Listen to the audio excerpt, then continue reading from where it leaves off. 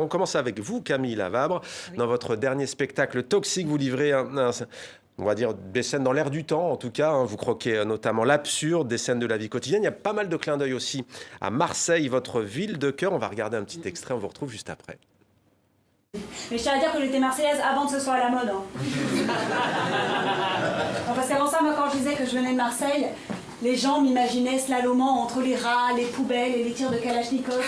Alors qu'aujourd'hui, quand je dis que je viens de Marseille, quoi? Tu viens de Marseille? Attends, mais j'adore les quartiers nord, François Civil, Zumba Café. Quand je pense à ces pauvres influenceurs exilés à Dubaï, moi, ça me fend le cœur, quoi.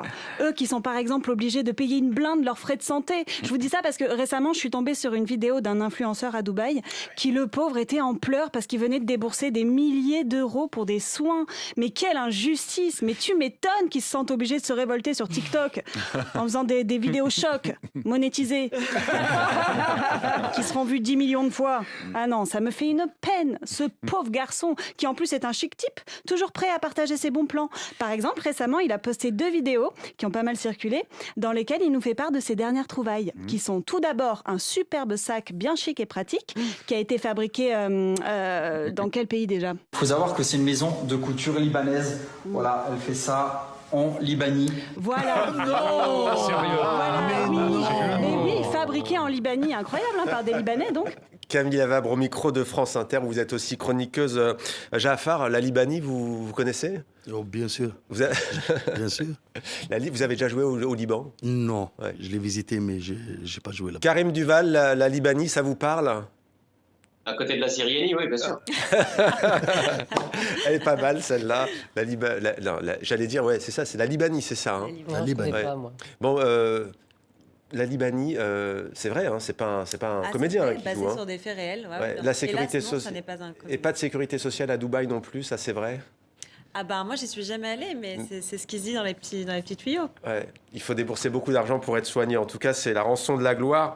Alors, toxique, c'est un mot à la mode. C'est vrai, on l'entend beaucoup. Qu'est-ce qui vous a amené à, comment je puis dire, oui, à dépeindre finalement ces scènes parfois un peu absurdes de nos vies à toutes et tous? En réalité, moi je suis... ça part d'un ego trip. Hein. J'ai eu envie d'écrire sur moi, sur ma vie et sur les 3 dernières années de ma vie, et en espérant que ça parle à d'autres gens, ce qui, je crois, est le cas, après les retours. Aux Marseillaises et aux Marseillais notamment. C'est vrai que le regard a changé sur Marseille, vous le dites? Incroyable. Ah oui, depuis le Covid, c'est vraiment... Je vous vois retourner vos vestes, là. L'OM a gagné cette vous, semaine. les habitants de Paris-Centre. Camille, l'OM a gagné cette semaine contre le PSG en plus. Évidemment, non, Ouais. oui. Rien ne me choque dans cette phrase. Pardon. Après, on en plaisante, mais c'est vrai que Marseille, quand on parle de Marseille, c'est ce que vous dites, c'est l'OM aussi. C'est vrai que c'est rarement les Calanques, c'est rarement le Château d'If quand même. Comment à Marseille on perçoit quand même cette vision des choses? Ces gros clichés sur Marseille, Ouais. là, ça nous fait doucement rire de voir que d'un coup, il y a un engouement autour de Marseille.